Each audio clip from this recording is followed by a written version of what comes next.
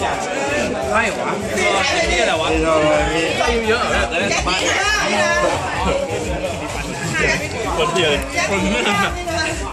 ต้องหาตัวอยู่เนี่ยอะไร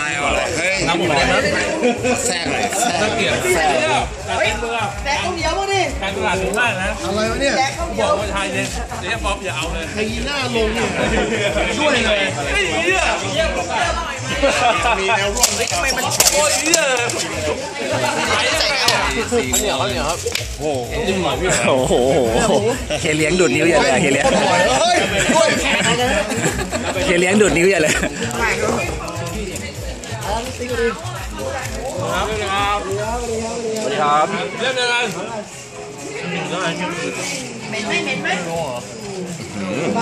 นี่ร้านเขาทำมาเพิ่มให้ไม่ง่วงวะแถมให้พี่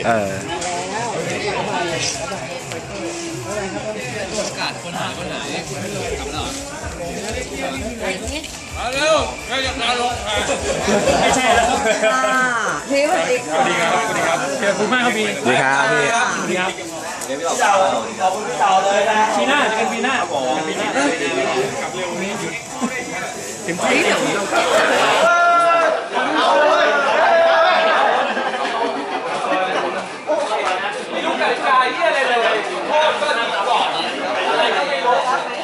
บียร์พี่ครับผมก็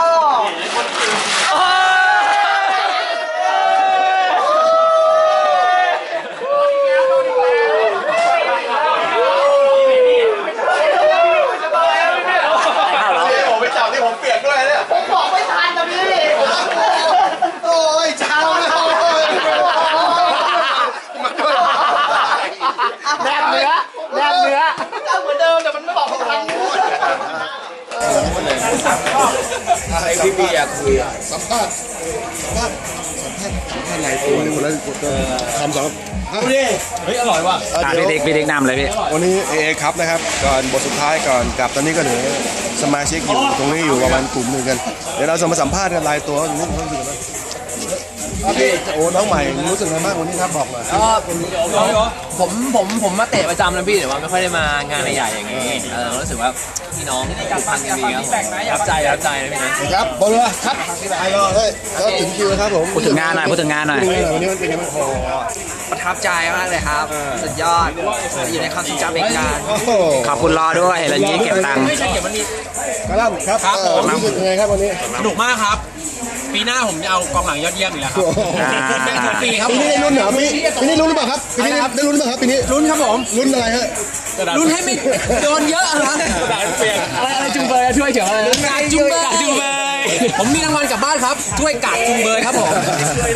โอ้ยเอาสักหน่อยฮะยอดมากครับปีนี้คนมาเยอะกว่าปีแล้วคาดว่าปีหน้าก็ยิ่งเยอะแน่นอนวันนี้ได้รางวัลไปรู้สึกไงครับก็บ้านชิวๆงั้นรู้อยู่แล้วเลยได้นอนมาเลยผมนอนเลยนอนมาเลยนอนเลยเนี่ยที่บ้านใต้โต๊ะไปเยอะตัวลูกเรานะก็เลยครับวันนี้รู้สึกมาพร้อมเสียงหมาเห่าเลยขอให้ผมเดี๋ยวไม่ได้มีการอยู่ดีเกือบได้แชมป์แล้วเอากองหลังยอดเยี่ยมไหมครับเอาครับไม่ใช่หาเรื่องมาครับพูดทีชิบปีหน้าผมอาจเอื้อมแน่นอนครับโอเคครับคนนี้นี่มีโอ้โหทำสีดำซะเกือบจะเข้าชิงเลยตอนแรกดูดีมากนะเล่นฟอร์มเด่นมากวันนี้แต่เสียดายสรุปแล้วมันได้ที่4ก็เลยไม่ได้รางวัลอะไรไปเลยมาพูดหน่อยตอนได้6แต้มก่อนจะเขี่ยบอลมารวมกันตรงกลางหน่อยนัดกันคุยกันเราจะเจอใครดีเราจะเอาแต้มเดียวหรือว่า3แต้มหรือเราจะยอมแพ้เราจะเจอเบื้องหลังดีไหมเหลืองดีไหมขาวดีขาวว่ายากไปนะนี่มาเหลืองดีปรากฏไม่ใช่ปรากฏว่าไงวะเจอม่วงดีกว่าขยับม่วงไปเลยเดี๋ยวมาเจอมันอีกรอบหนึ่งรอบจริงมันพูดเหรอยังไงสุดคนดำแฉแต่เช้าต่างเอางานไปไม่ถึง10 นาทีโดนไป2-0มาเหยียบตีนสีม่วงด้วยวันนี้บอกว่าเฮ้ยบอกว่านี่ นี่ถ้าพี่ เอาไงไปเตรียมกันไหนไปเตรียมกันไปเตรียม บอกว่าถ้าพี่ให้ผมสีดำชนะนะเดี๋ยวเราไปเจอกัน1 กับ 4ไปเจอกันมันจะเข้าที่1โอ้โหเยี่ยมตีนเลยนะยังไงมึงบอกดิ เล่นบอลมันใช้สมองเล่นบอลมันใช้สมองพี่ สรุปแล้วมันได้ที่4เกือบป่วยก็ถ้าไส้อยู่กับที่ก็ไม่เป็นนี้ พี่นี่ว่าไง บินพี่สวัสดีครับพี่โกทุกคนเก่งครับ โอ้นี่พลาดไปนะปีนี้พลาดไป เก่งที่สุดสนามตอนนี้แล้ว ปีนี้พลาดไปนิดเดียว หมดครับ วันนี้พลาดไปนิดเดียวก็เลยทำให้แต่ก็คั่วไป2 รางวัล พี่โกพี่ปังผมไม่เข้าใจใครยิงเลยพี่ปังยิงผมแม่งเอาเลยอ่ะพี่นันทนาการจากเพื่อนรอผ่านเพื่อนป๊อปเข้ามาถึงที่ปังยืนอยู่เฉยจัดให้ที่เข้าเพื่อมันลี่ปั๊บไปแม่เสียบเลยลูกนี้เพื่อมันลี่เรียบร้อยต่อไปจ้าครับวันนี้100 ล้าน วันนี้เทรดตัวไหนไปแล้วบ้างครับ จำไม่ได้นะครับตามระบบเรื่อยครับ ตามระบบ ไอ้เจ้ามีสีอะไรนะตกตอนนี้สีขาวโอ้ก็ได้รองแชมป์ ช่วยเฮียเลยสอนเล่นเจ้าพุทธสันนะเดี๋ยวพี่นั่งดูพี่พูดอย่างนี้กับผมเหรอนั่งดูเทอยู่วิ่งทุกแมตช์เหนื่อยทุกนัดเหมือนกันก็ไม่ได้มาเตะนะครับเอาต้องมาไม่เมาขายครับต่อยขาต้องมาเอาละครับ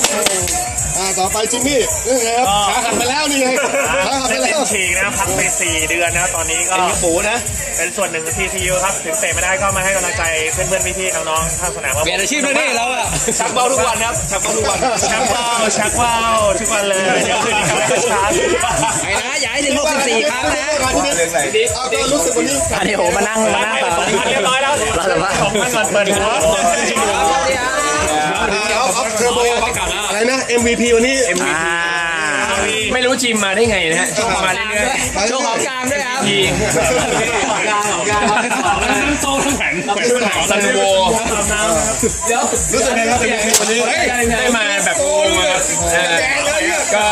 แบ่งกันได้ไม่ได้พอท่าไม่ตายเลยนะได้พอท่าไม่ตายดีขอบคุณครับขอบคุณครับผมเย้ครับธรรมดาแชมป์ไม่มีอะไรแค่ธรรมดาแค่แชมป์แล้วนี่ขอบคุณครับดีใจมากนานๆมาทีแต่ว่าดีใจครับผมครับนี่อะไรวะที่4ครับชนะเลยอันดับ3ไม่ใช่อันดับ8ไม่ชนะ2 แมตช์แรกโอ้โหเต็งเลยรวดสีนะโทษสนุกดีครับวันนี้เป็นความพี่เป็นน้องเรานี่เล่นอะไรบอลเยอะครับผมคุณภาพครับแก้มาก